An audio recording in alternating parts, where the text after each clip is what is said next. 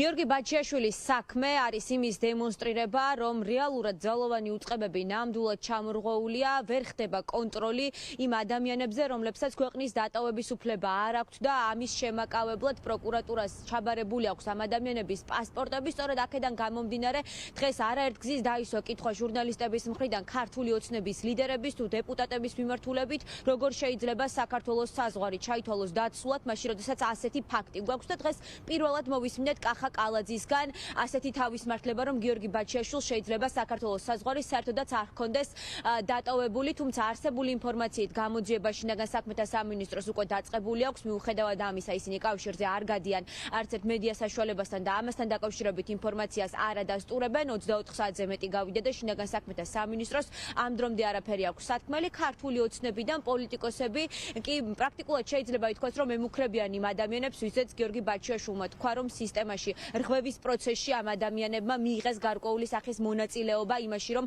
მან საქართველოს საზღვარი დატოვა. ზოგიერთი ქართული ოცნების წევრი უფრო მოზომილია, ამბობენ, რომ გამოძიება დაადგენს, როგორ გავიდა ქვეყნიდან ბაჩიაშვილი, თუმცა ამბობენ იმასაც, რომ არ ეშინიათ იმ მტკიცებულებების და იმ მამხილებელი დოკუმენტების, რომლებზეც გუშინ ინგა გრიგოლიას რეაქციაში გიორგი ბაჩიაშვილი საუბრობდა და რომელიც ოლიგარქის წინააღმდეგ მთავარი მტკიცებულებებია. მე არ ვიცნობ აღნიშნულ თემას, შესაბამისად ალბათ გამოძიება ყველაფერს დაადგენს. საზღვრის დაცულებაზე ვსაუბრობთ, როგორ შეიძლება ჩვენი ქვეყნიდან გადიოდნენ ადამიანები, ვისაც ამის უფლება არ აქვს. ეს დაცულ საზღვარს ნიშნავს თქვენთვის? არა, ამიტომ გეუბნებით, რომ თემა არ ვიცი, არავინ არ იცის, როგორ გავიდა, საიდან გავიდა გიორგი ბაჩიაშვილი, ან საერთოდ გავიდა თუ არა, შესაბამისად გამოძიება დაადგენს ყველაფერს. ქვეყნიდან შეიძლება გაიპაროს ნებისმიერი ადამიანი, ვისაც უნდა რომ კანონი დაარღვევოს. ხო? ის იყო, ნახე. პირდაპირ ეთერში თქვენ როგორ მიაგეთ ბაჩიაშვილი, რომელი ხვრელით მიაწვდით, ხმარო ჩართული იყო თქვენთან პირდაპირ ეთერში. და თუ იცით რომ ადამიანი დანაშაულია და იცით სად არის და დანაშაული ჩაიდინა, დანაშაული ზაფხურო კიდე ცალკე. ჩვენ არ ვიცით ის არ არის. კიდე რომ დაუკავშირდებით, უთხარით რომ ღამე არ დაიძინოს, იმიტომ რომ ნებისმიერ დროს მიგვიწევიან მას ქართული სამართალ დამცავები.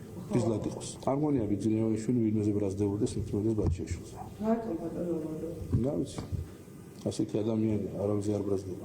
ლამაზ სიტყვას ვისმენთ ხოლმე სხვებისგან, გვაქვს მტკიცებულებები, გვაქვს ფაქტების არჩევნების კონტექსტში არაერთხელ გაგვიგია, თუ ვინმეს რამე კონკრეტული ფაქტი აქვს, მტკიცებულება აქვს, რომელიც შეიძლება მისი საქმისთვის იყოს მნიშვნელოვანი, გამოძიება მიმდინარეობს, თუ რამე აქვს სათქმელი, უთხრას გამოძიებას.